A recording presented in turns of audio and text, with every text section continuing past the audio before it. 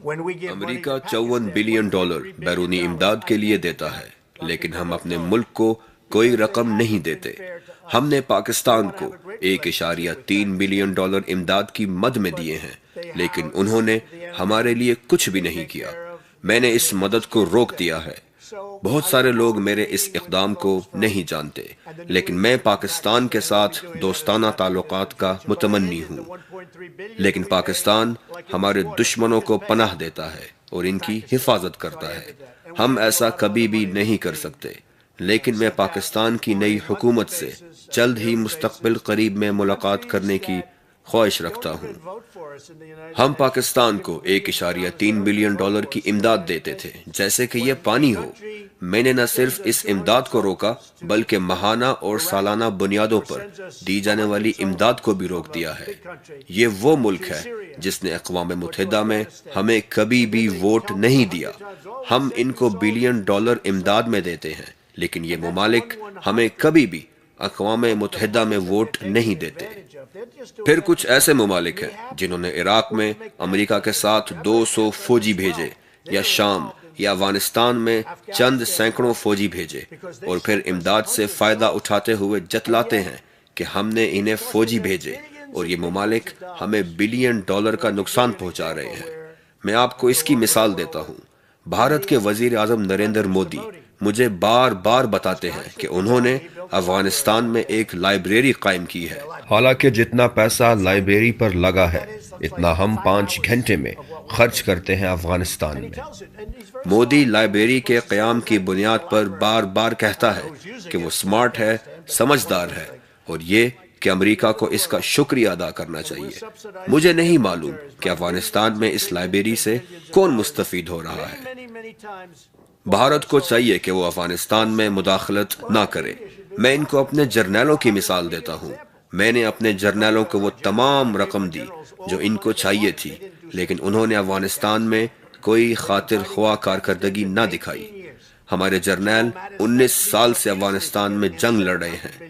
General mates کو میں نے 700 بلین ڈالر کی امداد دی۔ وہ اگلے سال تک میرے مشکور رہے۔ اگلے سال میں نے 700 بلین ڈالر کی امداد بھی دی۔ ان کو یقین نہیں آ رہا تھا، حالانکہ نئے F-35 اور F-18 طیاروں سمیت جہاز اور میزائلوں کی کارکردگی کے باوجود جو کارکردگی انہوں نے افغانستان میں دکھائی وہ بالکل ناقابل قبول ہے۔ میں ان کی کارکردگی سے بالکل خوش نہیں ہوں۔ اوباما نے اسے نکال دیا تھا، میں نے بھی نکال دیا ہے۔ مجھے نتائج چاہیے۔ اب ہم وہ کام کریں گے جس سے خاطر خواہ نتائج اخذ کیے جا سکیں، جو درست ہوگا۔ ہم طالبان سے مذاکرات کریں گے۔ ہم بہت سارے لوگوں سے مذاکرات کریں گے۔ کیونکہ آپ نے بھارت کی بات کی تو میں بتاتا چلوں کہ افغانستان میں بھارت موجود ہے، روس موجود ہے۔ روس سوویت یونین کی شکل میں افغانستان گیا، لیکن افغانستان نے اسے سوویت یونین سے صرف روس بنا دیا۔ وہ افغانستان میں جنگ لڑتے لڑتے دیوالیہ ہو گئے۔ پاکستان افغانستان کے قریب ہے۔ پاکستان کو افغانستان میں جنگ لڑنی چاہیے۔ آج وہ جگہیں جن کا نام آپ سنتے ہیں وہ کبھی سوویت یونین کا حصہ ہوا کرتی تھی، لیکن افغانستان جنگ نے ان کو دیوالیہ بنا دیا۔ لیکن وہاں پاکستان کیوں نہیں موجود؟ کیوں بھارت نہیں موجود، روس نہیں موجود، اور ہمارے فوجی وہاں موجود ہیں، حالانکہ ہم 6000 میل افغانستان سے دور ہیں۔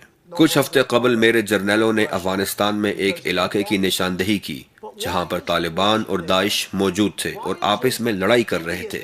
طالبان بھی ہمارے دشمن ہے اور داعش بھی ہمارے دشمن ہے۔ میں نے اپنے جرنیلوں کو کہا کہ ان کو آپس میں لڑنے دو، لیکن میرے جرنیل بیچ میں جا کر لڑائی کرنا چاہ رہے تھے۔ یہ پاگل پن ہے۔ ان کی جگہ میں بہت اچھا جرنیل ہوتا۔ اب جب کہ ہمارے دونوں دشمن آپس میں لڑ رہے ہیں تو ہمیں بیچ میں جانے کی کیا ضرورت ہے؟ ہم شام کے مسئلے میں نہیں الجھنا چاہتے۔ شام کی جنگ ہم تبھی ہار گئے تھے جب اوباما نے اسدی حکومت کے ریڈ لائن کراس کرنے پر کوئی جوابی رد عمل نہ دیا تھا۔ ہم تبھی شام کی جنگ ہار چکے تھے۔ ہم وہاں پر کیا کر رہے ہیں؟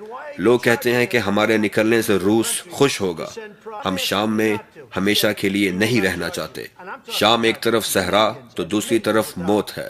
لوگ کہتے ہیں کہ اگر ہم شام سے نکلے تو یہ داعش ہمارے ملکوں میں آ جائے گی۔ میں کہتا ہوں ہاں ٹھیک ہے، لیکن بہت کم تعداد میں آئے گی۔ ایران میرے آنے سے پہلے انتہائی مختلف نوعیت کا ملک تھا۔ مشرق وسطیٰ اور دیگر خطہ جات میں جتنی بھی لڑائیاں جاری تھیں، ان میں ایران کسی نہ کسی طرح ذمہ دار رہا تھا۔ آپ شام کو دیکھیں، یمن، سعودی عرب کو دیکھیں۔ میں نے اپنے آپ سے پوچھا کہ یہ لوگ تو ہر جگہ ہیں، ان کو کیسے روکا جا سکتا ہے؟ جبکہ اوباما نے ان کو $150 ملین اور $1.8 بلین امداد بھی دی۔ ان سب کے بعد بھی میں نے آتے ہی ایران جوہری ڈیل کو منقطع کر دیا۔ ایران اب وہ پہلے جیسا ملک نہیں رہا۔ ایران اب شام اور یمن سے اپنے لوگ نکال رہا ہے۔ ایران اب اپنی بقا چاہتا ہے۔ ہم مشرق وسطیٰ پر قبضہ کرنا چاہتے تھے، جبکہ ایران ہر کسی چیز پر قبضہ کرنا چاہتا تھا۔ ایران اب بالکل ایک مختلف ملک ہے، جہاں ہر بڑے شہر میں ہر ہفتے احتجاجی مظاہرے ہوتے ہیں۔ وہ اپنے حالات کی درستگی کے لیے مذاکرات کرنا چاہتا ہے، لیکن وہ ابھی تیار نہیں ہے۔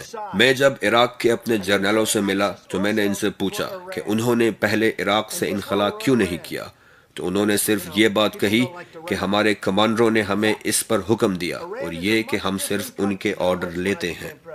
ہمیں شام میں ہونا ہی نہیں چاہیے تھا۔ ہم وہاں صرف چند ہٹس کرنے کے لیے گئے تھے۔ ہمیں کئی سالوں پہلے ہی شام سے نکل آنا چاہیے تھا۔ میں نہیں چاہتا کہ ہم شام میں مزید رہیں۔ میں والٹر ریڈ ہسپتال واشنگٹن جاتا ہوں اور وہاں پر انتہائی برے طریقے سے زخمی فوجیوں کی حالت دیکھتا ہوں تو میں فیصلہ کرتا ہوں کہ ہمیں یہ نہیں چاہیے۔ ہمیں یہ پیسہ اپنے ملک کی ترقی اور فوج پر لگانا چاہیے، نہ کہ روزانہ اس کو ضائع کرنا چاہیے۔ ہم افغانستان میں صرف ایک ماہ میں اتنا خرچ کرتے ہیں جتنا ہم بین الاقوامی سطح پر خرچ کرنے کی بات کرتے ہیں۔